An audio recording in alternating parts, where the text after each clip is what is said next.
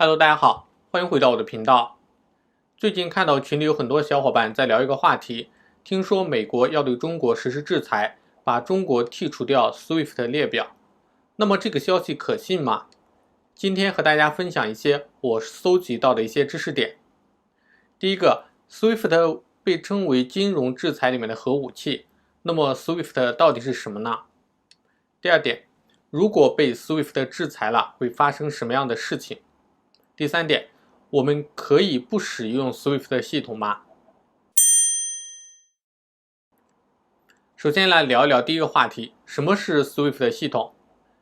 第二次世界大战后，全球化逐步发展起来，各个国家的各个银行之间的贸易结算汇款越来越频繁。在那个时候，不同国家之间的银行汇款用的是电传系统，就是这个机器。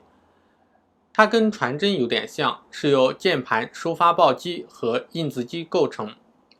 电传系统的使用原理很简单，就是在这边用键盘去敲击信息，在数千公里之外的地方，对方就会同步打印出来。刚开始信息结算量不大的时候，这个电传系统还是非常好用的。但是全球化频繁之后，这个东西就变得很慢。这个系统主要是靠人工实时去进行操作，完全没有办法去满足日益增长的国际电汇的需求。另外，由于不同的货币之间汇率会有一直波动，如果没有及时的去把款项汇出去，汇率差就会给银行造成一个比较大的损失，并且电传的密码很有可能会泄露，自己的安全就会造成威胁。所以1973年5月，美国、加拿大和欧洲15个国家以及239家银行正式宣布成立 SWIFT， 就是环球银行金融电报协会，以此确保各银行之间的往来款项方便进行结算。SWIFT 是一家非盈利机构，它的总部设在布鲁塞尔，它的两个信息交换中心，一个位于荷兰的阿姆斯特丹，另一个在美国的纽约。SWIFT 是一个开放的组织，任何国家都可以设立一个接入中心，连接到 SWIFT 的两个信息交换中心的网络中，然后该国的银行就可以申请加入成为会员了。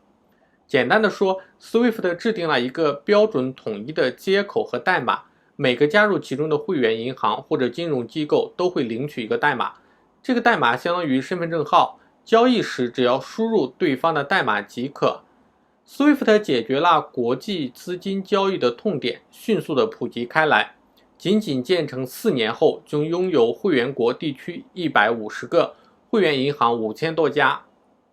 截至目前 ，SWIFT 的服务范围已经遍及207个国家和地区，接入的金融机构超过1万家，每日结算金额更达到5万亿到6万亿美元。事实上 ，SWIFT 已经成为国际支付的标准，贯穿全球金融体系的神经系统，为推进国际贸易和金融全球化做出了巨大的贡献。可以说是 SWIFT 掌控了全球的银行交易。但是 SWIFT 也并不是完全可靠的。2016年，黑客利用孟加拉国家银行的 SWIFT 权限，尝试从该行在美国美联储的纽约分行转走9.51亿美元。虽然最后仅成功倒转走8100万美元，黑客原本打算分成多次来转账，但是在第5次转账到伪造的斯里兰卡非营利组织时，却因为账户的名称输错，因而引起注意，并停止之后的转账。这也让黑客最终只成功转出部分的金额到菲律宾的伪造账户，然后流入当地的赌场，导致无法追踪到资金。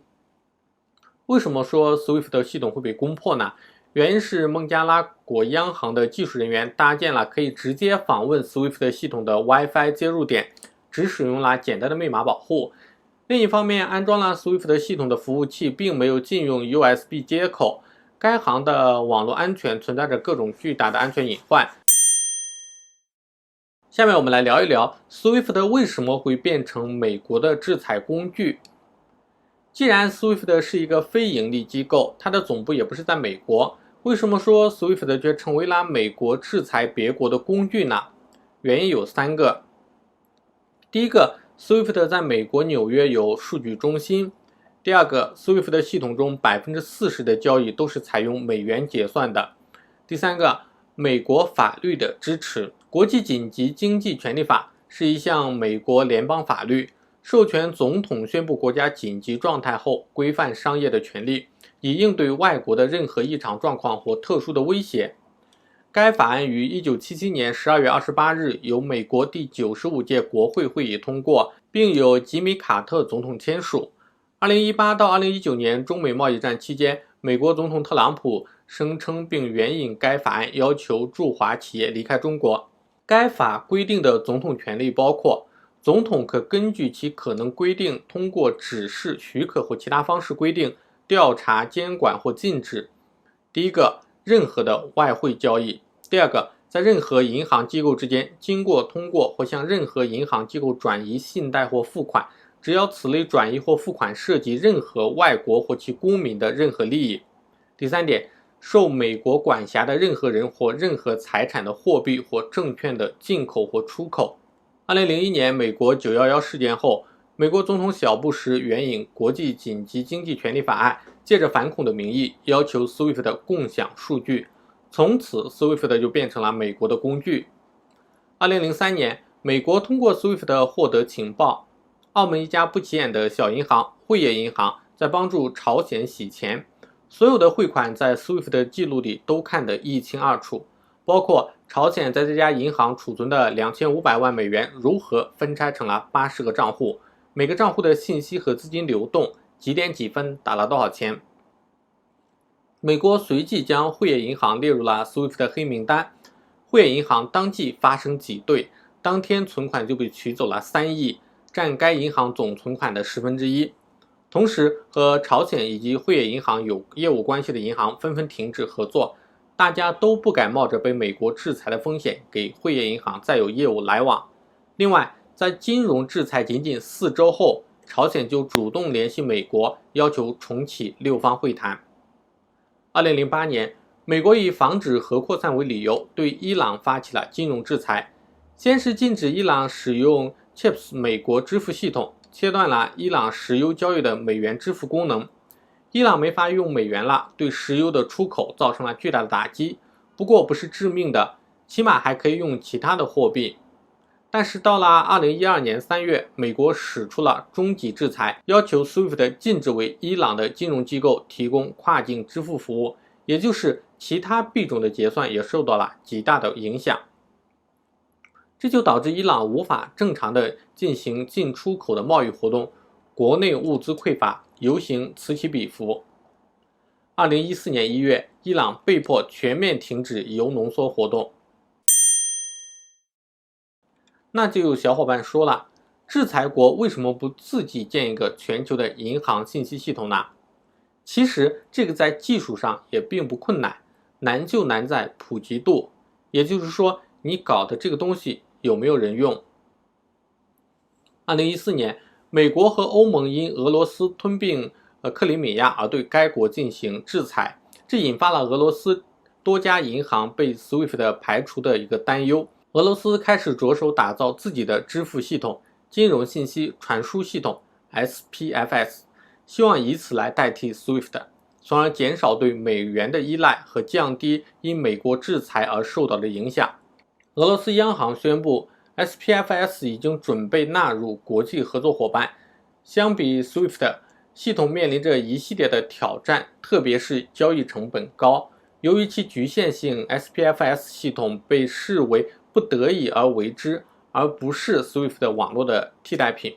系统仅仅与中国、印度、伊朗可以直接的使用，由此可见，这个系统在全世界内还是玩不转的。另外，2012年开始建设的 CIPS， 也就是人民币跨境支付系统，截止2019年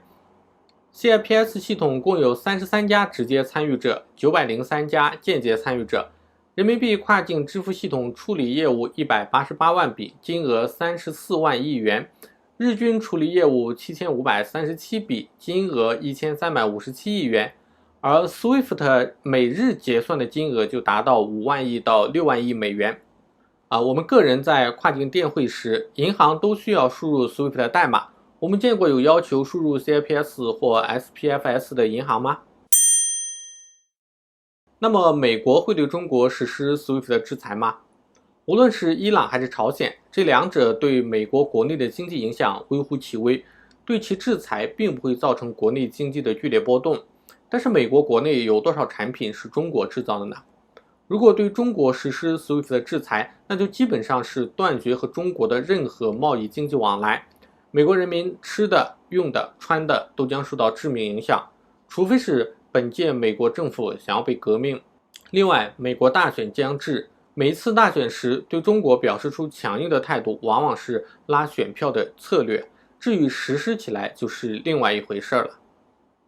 好了，以上就是本期视频的全部内容。如果大家有什么疑问或者有什么观点的话，欢迎在屏幕下方给我留言，也欢迎加入我的电报群讨论。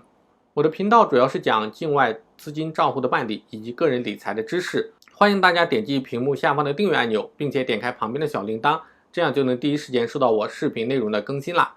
那我们下期节目再见，拜拜。